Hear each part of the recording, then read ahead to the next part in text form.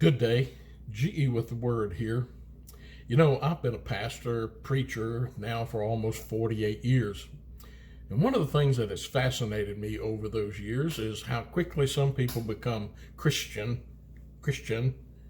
when they meet a pastor. I could not relate to you how many times while I was out fishing or hunting or golfing or at a flea market or in a hospital or something of the nature that people have immediately become Christian in my presence. I have quite often asked people, what do you do? What kind of work do you do?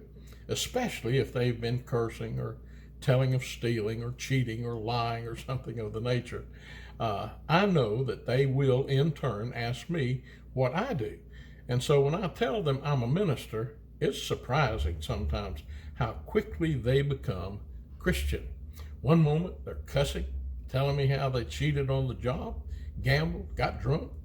The next, they're telling me where they go to church, how they teach Sunday school class, or the office they hold in church or something of that nature. What they have forgotten, and what we all forget sometimes, is that Christianity is a challenge to us in our everyday lives. I want to read a short passage from Proverbs chapter 21, verses 1 through 4, that should speak to us even today. It says, "The king's heart is in the hand of the Lord, as the rivers of water, he turneth it whithersoever he will. Every way of a man is right in his own eyes, but the Lord pondereth the hearts. To do justice and judgment is more acceptable to the Lord than sacrifice. And a high look and a proud heart and the plowing of the wicked is sin." I want to take just a few minutes and look at the challenges of our Christian life. Christ in us is a challenge. It challenges us. We are challenged, first of all, to be willing servants. That's from verse 1. A willing servant can be used greatly by God. You don't have to be a super Christian. You don't have to have some big title.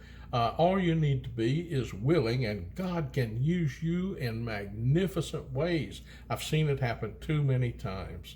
And a willing servant does great good in this world. Being willing to obey God, willing to be a servant to the Lord, makes you a king in his world. Not the world's idea of a king. The world's idea of a king is somebody who bosses people around, tells people that they can do anything they want. But God's idea of a king is someone who can be used greatly and is the best servant.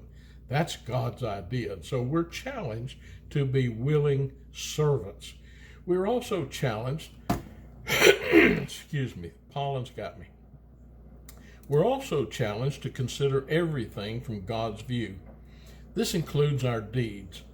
Years ago, a lot of people used to run around with t-shirts on that had WWJD on the front of it. And what it stood for was, what would Jesus do?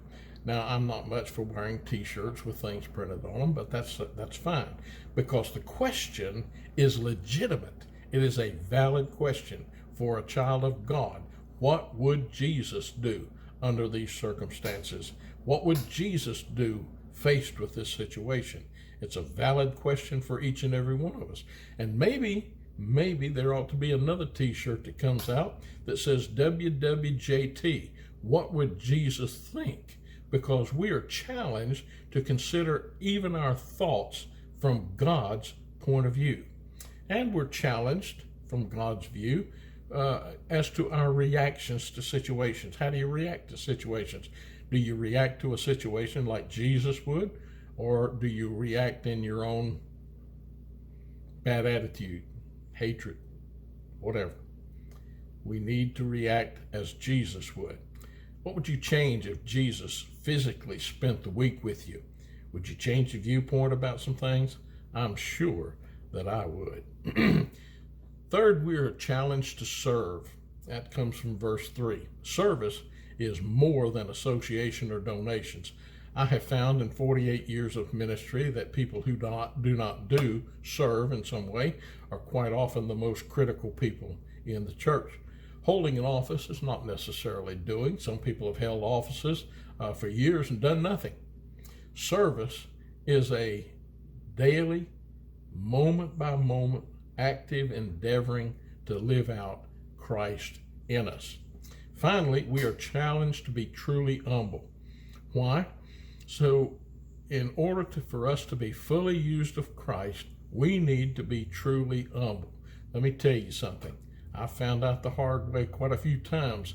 It is not me. It is Christ in me.